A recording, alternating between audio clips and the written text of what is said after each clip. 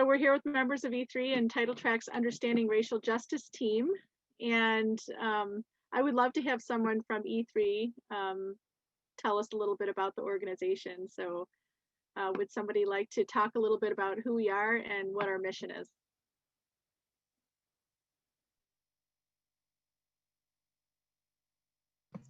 Marshall or Damian, you guys do an excellent job in explaining this in all of our meetings. Do you want to do that? Sure, I would love to. My name is Damian Lockhart. I am a council member with E3. We are a grassroots organization here locally trying to promote DEI type topics and progressive thought within the local market. We are working with business leaders, government leaders, law enforcement to promote people of color and their topics locally, and trying to just, get folks thinking more progressively about what we're doing here in Northern Michigan to create a welcoming and safe place for all, and trying to promote this area to recruit more people of color and diverse backgrounds to the area. I think that's a 10,000-foot view what we're trying to do. Thank you, Damian. And Tia, can you tell us what E3 means? Yes, I can, Holly. E3 E3 stands for educate, elevate, and engage. All those things within our community, and also, like Damian spoke, for our community leaders and our elected officials as well, and law enforcement. Thank you so much, Tia. Now, who in this group has gotten to view or be part of the Understanding Racial Justice trainings that have been given by Title Track? Chris? Yeah, thank you. Elizabeth? And have any of you gotten to see some of the trainings, at least by video? No? Okay, well, I have.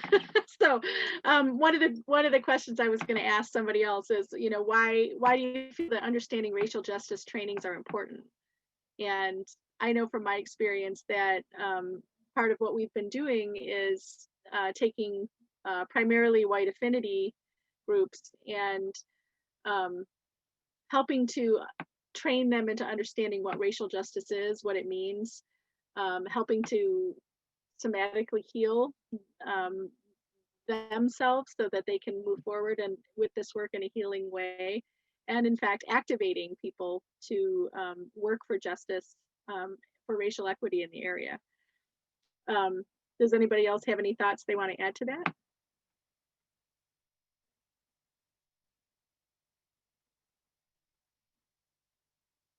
That was a great summary. Thank you, Holly.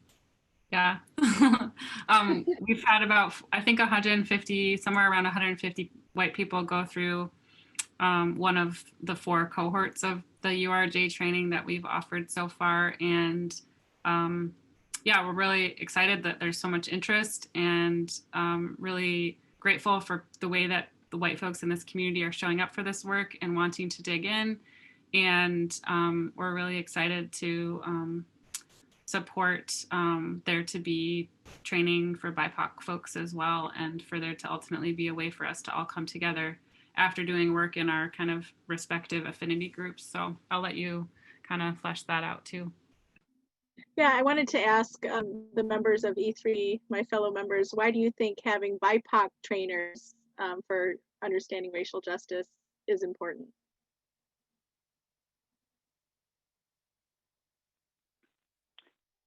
Authenticity. It allows us, to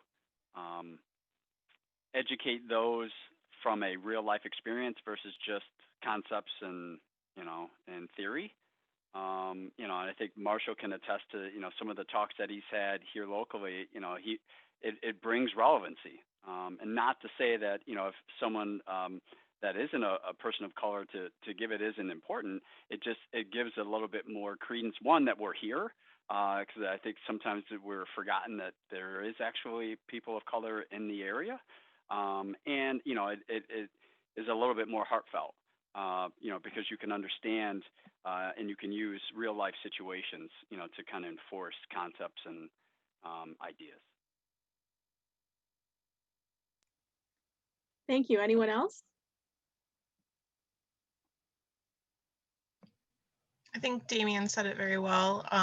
Able to voice what we are experiencing so people have an actual idea, like they can have this tangible experience, knowing people that are here within the community and being able to access our thoughts and experiences is a very important element in learning and being exposed to people that are of different backgrounds and cultures.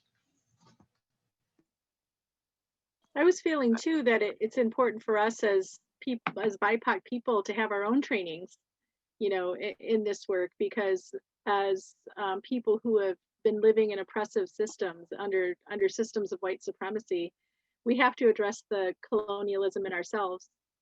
Even in we say this in our Native communities, we see it a lot. People are complacent sometimes in that colonialism and don't yet have the language to understand what some of us are talking about when we talk about decolonizing, when we talk about racial justice. So I think even for ourselves, it's a very healthy and healing thing to undertake. And it looked like Tia was going to say something. I was just going to say, with any and everything that I feel like that happens in the world today, taking the lead from people of color is always a good thing, in my opinion. And it went to the healing aspect of it also. Being a BIPOC led training is also healing for the people of color that are trying to open up doors and eyes for people that don't see things the way that we do. So that's all I had to say. But yeah. And to kind of go along with what you were saying too, Holly, like having our own affinity group is important for healing within our community as well. So that's right, to like address and embrace the diversity within ourselves is super important. We've even experienced that within our own group. Sometimes feelings of discomfort when people have differences, that when we're in a group that's for those people, right? So I think it's really important we do this work. And I'm so thankful that Chris and Seth and Elizabeth are here as people who are part of the URJ team. I'm a guest facilitator, and I'm very proud to be. But I would love to know from Seth or Elizabeth or Chris what the thoughts are behind a BIPOC Train the Trainer cohort, and what we're looking at, and what the thought is about bringing the two groups together, the sort of the white affinity groups and the BIPOC groups in the end, and how that'll work.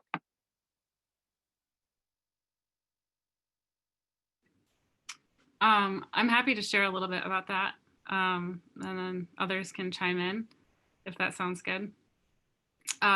So we have a colleague, Holly and Seth and I have a colleague named Mia Henry, who is an amazing educator and organizer and just amazing human being that is all about building capacity around racial justice work. She's based in Chicago and Kalamazoo.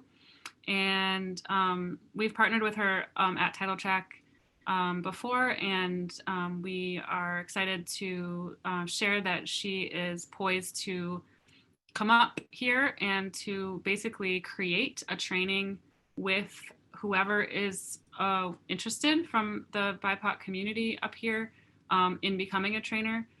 She's really interested in working with folks to develop kind of a URJ specifically for BIPOC people in the community. Whether or not it's actually called Understanding Racial Justice, it could be called something totally different, but it would be like an affinity training for people of color, BIPOC identified people in Northern Michigan, so that it would be kind of happening concurrently with the URJ, that is the white affinity space, where white folks are doing our work together. And then the vision, as I mentioned earlier, is to then have kind of a part 2 for folks who have been through either of those trainings, depending on their identity, where we would then come together. And that's really the vision of the sort of like multiracial collaboration, is that sometimes we have to go do our work in caucus spaces or in affinity spaces to sort of do some healing work that only we know how to do, and really we need to take responsibility for with each other, in order to then be able to come together and collaborate in really healthy and dynamic and, you know, generative ways.